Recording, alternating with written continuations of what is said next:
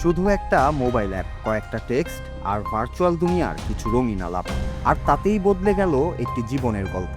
Imo অ্যাপের প্রেম, এরপর ফোনেই বিয়ে। কিন্তু সেই ভার্চুয়াল স্বামীর কাছে পৌঁছানোর শেষ সীমানাটা যে এতটা ভয়ঙ্কর হবে তা হয়তো ভাবতেও পারেননি বাংলাদেশি এই নারী। 3 বছরের সন্তানকে কোলে নিয়ে মধ্যরাতে সীমান্ত পাড়ি দিতে গিয়ে ঠিক কী ঘটেছিল তার ভাগ্যলিপিতে? প্রেমের টানে মানুষ নাকি ঘর ছাড়ে, কিন্তু এবার এক নারী ছাড়তে চেয়েছিলেন নিজের দেশ। এক বুক আশা আর 3 বছরের অবুঝ সন্তান আয়েশাকে কোলে নিয়ে এক অজানা ভবিষ্যতের দিকে পা বাড়িয়েছিলেন 25 বছর বয়সী বৃষ্টি খাতুন। মাদারীপুরের শিবচরের এই নারী হয়তো ভেবেছিলেন কাঁটাতারের ওপারেই অপেক্ষা করছে তার নতুন সংসার, তার নতুন সুখের পৃথিবী। কিন্তু ভাগ্যের নির্মম পরিহাস, সেই স্বপ্ন পূরণের আগেই তাকে মুখোমুখি হতে হলো এক কঠিন বাস্তবতার। বাস্তবতা আর আইনি সীমানা কি এতই সহজ? দালালের হাত ধরে রাতের অন্ধকারে কাঁটাতার পেরোনোর এই ভয়ঙ্কর খেলায় মেতেছিলেন বৃষ্টি। কিন্তু ভারতের মাটিতে পা রাখতেই স্বপ্ন ভেঙে চুরমার হয়ে যায় তার। গত শুক্রবার ভোর রাতে পঞ্চগড় সদরের হাড় কাঁপানো সীমান্ত এলাকায় মেন পিলার 751-র কাছে ওত পেতেছিল ভারতীয় সীমান্তরক্ষী বাহিনী বিএসএফ। সিপাহীপাড়া এলাকায় পা রাখতেই বিএসএফের চানাকিয়া ক্যাম্পের টহল দলের হাতে অবুঝ সন্তান সহ বন্দী হন এই বাংলাদেশি নারী। প্রেমের রঙিন স্বপ্ন মুহূর্তেই রূপ নেয় এক ভয়ানক আইনি জটিলতায়।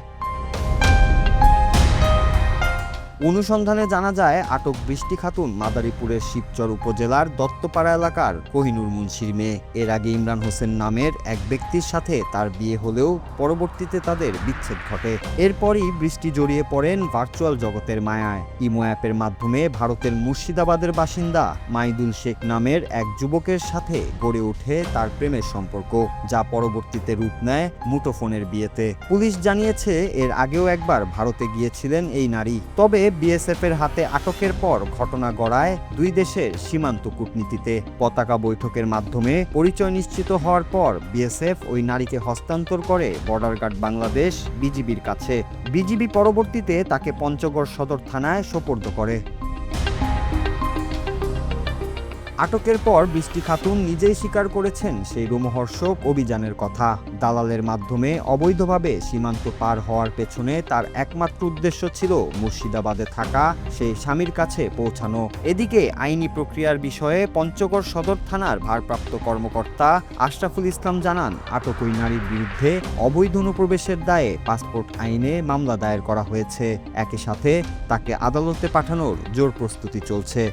বিজিবি এক মহিলাকে, বৃষ্টি আক্তার নামের এক মহিলা, তার এক 3 বছরের বাচ্চা আয়েশা, একে এরা ভারতে অনুপ্রবেশ করার দায়ে বিএসএফ আটক করে। ফোনের ও প্রান্তে থাকা স্বামীর সংসার করা হলো না বৃষ্টির, বরং কোলের বাচ্চা নিয়ে বর্তমান তার ঠিকানা এখন আদালতের কাঠগড়া আর কারাগারের 4 দেয়াল। মোবাইল অ্যাপের ক্ষণিকের মোহ আর দালালের প্রলোভনে পড়ে আজ বিপন্ন একটি মায়ের জীবন, আর অনিশ্চয়তার অন্ধকারে এক নিষ্পাপ শিশুর ভবিষ্যৎ।